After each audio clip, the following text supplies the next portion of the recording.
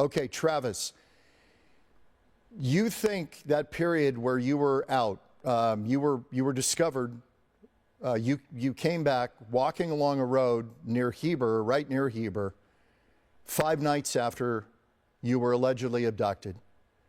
What do you recall about coming to? Well, I just woke up, still had some residual pain and, grogginess, but there was a light above me. I was lying on the cold pavement, and I looked to see where the light was coming from. And just as I looked in that direction, it went off. So I don't know whether they had a light shining on me that was turned off or the door closed or something. But it was just for a brief instant that I saw it there hovering, and then it shot straight up into the sky, silently this time. Travis, Because, would you could the craft in the woods was making some very bizarre sound. Yeah, I've read that account that it was a humming and then high pitched, kind of on both ends of the spectrum, high and low, like a rumble. Yeah. How large was this craft? Not big, 20, 25 feet in diameter, maybe bigger. It's nothing to judge by. And there were 2 beings on there that had alien form, but there was another that was more human, as you describe it. Yeah, I think that perhaps my lack of cooperation, they got the idea to have something look more human looking to, gain my confidence, because I wasn't about to cooperate with these, what I took to be monsters. And so I did cooperate with the human looking being and others like him. Now, I don't know whether they somehow are in association with beings that looked human or were able to simulate that appearance, or even had some relationship with some Earth-based agency. But I was only too eager to go along with them. Travis, it's been 50 years. Whatever happened to you that you think happened to you, that you claim happened to you, have you suffered any ill health effects in those intervening years? Well, I was certainly very anxious about that possibility, but it turned out to be quite the opposite. For, like 20 years, I didn't call in sick to work a single time. And I was working like 12 hours a day just to sort of shut out the memory. Travis, what have you been doing in those years since? You were on that logging crew when you were 22 years old. After all this broke, how did you continue your life as you knew it? Well, I made myself go back to work in the woods, to face it. I took, my wife with me and weapons, but I built up the courage to where I could go back again. And then eventually I just went to work here at the local paper mill. So that's what you've been doing in the years since. This never escapes you, though. This is your story. This will be the first line someday, sadly, in your obituary. I mean, it's the most documented that I can think of alleged alien abduction. Yeah, and 6 other men standing by that story. At least that's the status today. It happened, and by every measure that you could judge by. Would you say that you were a believer in extraterrestrials or UFOs before this all happened? Yeah, I think everybody's heard of it before and thought, yeah, that could be. There's been this story that just a few weeks before this all happened, that NBC aired a primetime UFO special, a made-for-TV movie, about an alleged alien abduction, and that some have speculated that that might have given you the idea to concoct a story. What would you say to those people? Well, that's just a coincidence, and if you're grasping at straws, if you're looking for some way to justify a disbelief, you'll find it. And you can understand why people will try to discredit the story, because to believe it raises such profound questions about us, the universe, religion, everything. Yes, but I would counter with the challenge: are you entering the proposition knowing that there are trillions upon trillions of stars just like our sun out there with planets going around them? And now astronomers conclude that probably every star has about a dozen planets, and all of those are empty except ours, and we're alone in the universe, and nothing like this has ever occurred anywhere else. That's the challenge I'm asking. You know, that's the preposterous claim that would have to be made. Is that what you're saying? That we are alone in this vast, vast universe? Travis, on that point, I have to completely concur. I agree with you. I think that we become a little self-absorbed and think that we're it, and I'm not sure we've got that right. Back to what happened to you. Take me back to when you finally came to and you're wandering a road in Heber. The craft is taken off above you. What are your first thoughts, and are you even thinking clearly at that point? Well, I've just my first thought was to just get help, you know, to find a phone and call my family. And you did. And they did. It seems that everybody, you know, there was search parties for you for 5 days. They were looking for you frantically. They found no signs of any kind of scarring in the woods where this allegedly happened. They're thinking if there was this kind of craft, it would have done some damage, some disturbance to that clearing in the forest where it happened. They didn't find anything. Actually, you know, there was no, you know, things blown apart like lightning or, you know, caught fire. They did find traces of magnetism, an unusual disturbance, and also radiation, and even evidence in the effects on the trees that had rapidly increased thickness of growth rings. The tree will produce one ring for each year regardless of conditions, but it's thicker or thinner based on a variety of factors. And the trees surrounding where the object hovered show rapid growth for a number of years, a burst of growth.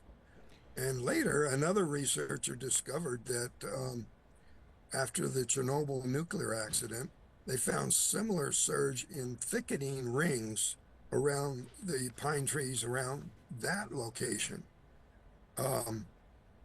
Now, in there, the radiation was not at a central source; it was, you know, dispersed. So the tree rings were concentric around the diameter of the tree, but the effect is kind of paradoxical. You would think, well, wouldn't radiation kill living things? Why would it stimulate this reaction? But, you know, scientific research, these are papers that are been published in scientific journals, confirm that's the effect that happened at Chernobyl too. Travis, when you were found, there were people trying to get you to take a polygraph originally. Did you ever take one?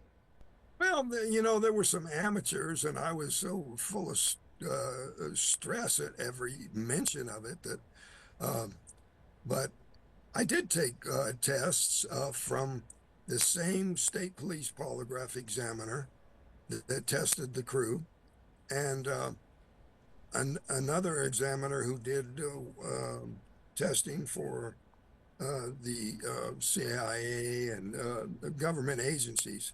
And I passed all 5 of them. So they keep reporting on this UFO group and the Inquirer doing this Jack McCarthy, a polygrapher, freelance polygrapher. I don't even know what that means. He claims now that McCarthy concluded that Travis was engaged in a gross deception, and had even been intentionally holding his breath in an attempt to beat the machine. Erratic responses were um, just due to stress, and these claims are desperate. You can looking for a way to justify a preformed uh, conclusion. Travis, do you think that now, because the government is starting to open the books a little bit, I won't say a lot, on what's been happening in our skies for quite some time, are people more receptive to your story than before? Or is it the same degree of skepticism no matter when you encounter it? A much higher degree of acceptance going on right now. But generally, people would feel kind of foolish to claim that we're alone in the universe. Maybe it's just a growing awareness of the true nature of our life here on this planet. I think there's such a leap. I think the conundrum is it's such a leap from, are we alone? Have we possibly been visited? To, I know a guy who was not only saw this, but was taken aboard their craft. That is a whole nother level that some people, I'm not sure they can wrap their brain around it. Well, it is, does require an examination of the evidence. And that's what I've said over and over again over the years, is first, just examine the evidence, with an open mind. This McCarthy guy you mentioned, he was caught in a number of gross deceptions, basically falsifying, and some of his Confederates, same thing, outright lying. Like, for instance, one of the things that prompted Mike's resentment temporarily was this guy comes to him and says, I've been trying to deal with Travis to fess up that this was all just a big prank, but we can't meet his price. And so he was thinking that Mike, trying to get Mike to think that I was going to make up a story just to get this big payday or something. But here's what they didn't know. I recorded the interview with this guy. I was not negotiating any such thing. I was telling him, this is what happened. It's for real. You leave me alone. And I hung up on him. So basically, he was a liar, trying to use his own little hoax to alienate Mike and get him to, contradict his earlier testimony. Travis, in the 50 years since, you have to have wondered, why me? Yeah, I did.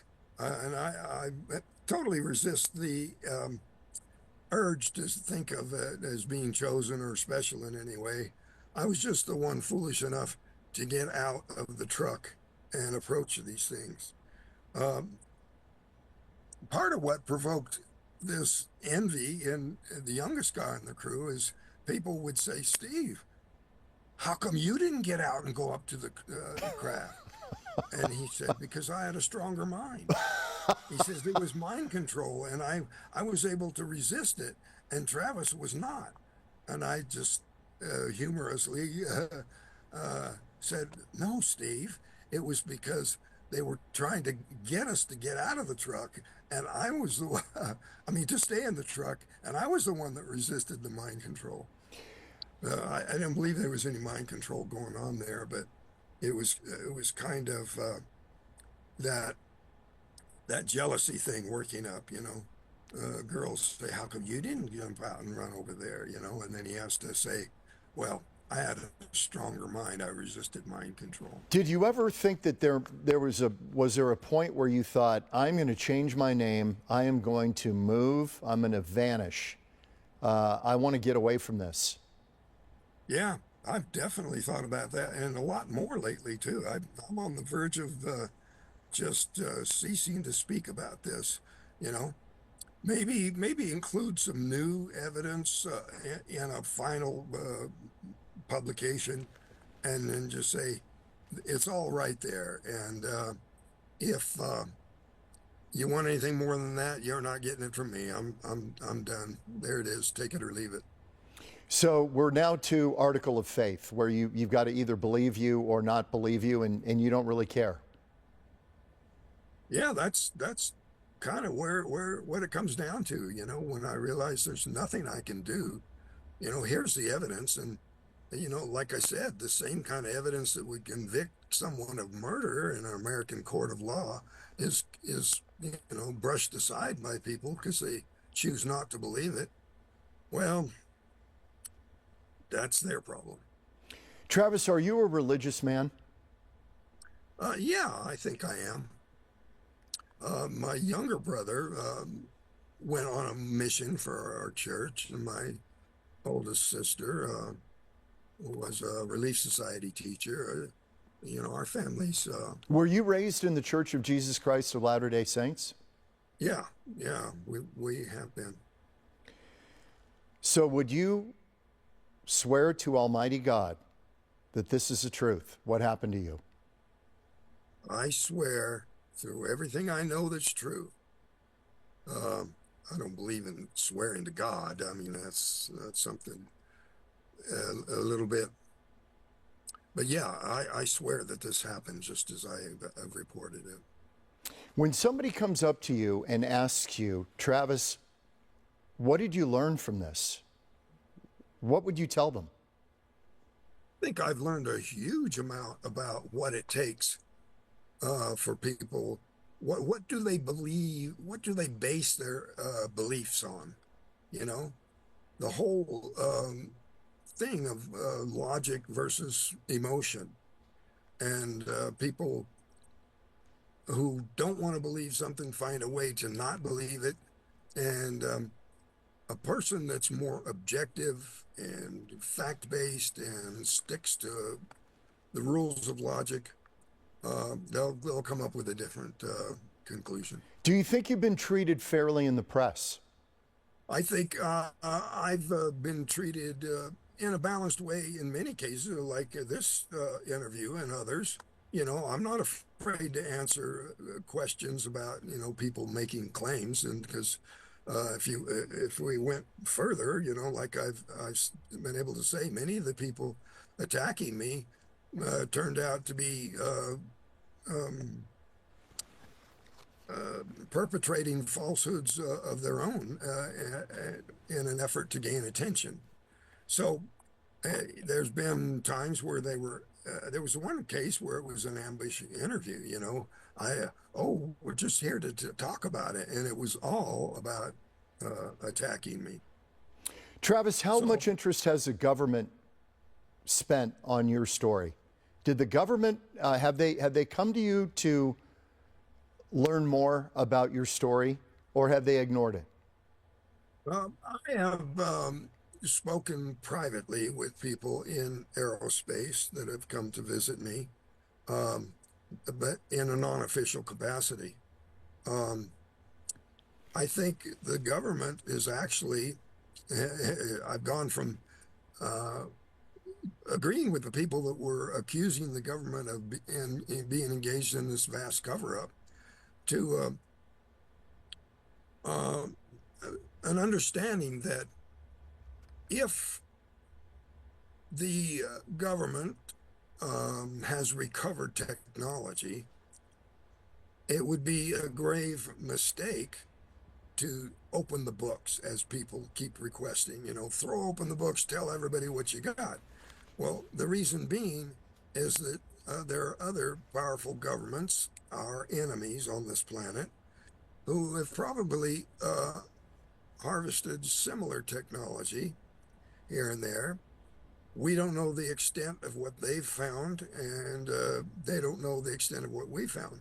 And I think that we might increase the danger to ourselves, but if they were to throw open the books and tell everything they had, when, you know, China and Russia are not going to do the same, even if they pretended to. This gets into the whole idea of if there are recovered craft, which some have claimed even under testimony before Congress, that we have recovered craft and we're trying to reverse engineer this stuff.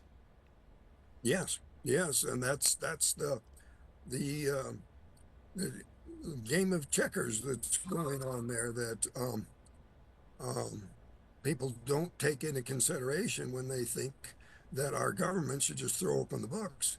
When we've got other entities on this planet that would benefit enormously strategically if we were to do that.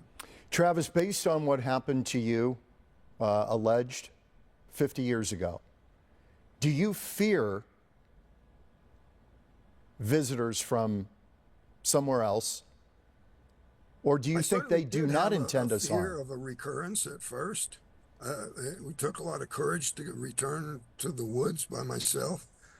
But once I analyzed the situation to realize that it wasn't a deliberate harming, that I acted in a foolish and unexpected way that got me injured, and that they were actually trying to help. And, just the fact that I was returned to the town nearest where this happened, where I could get help.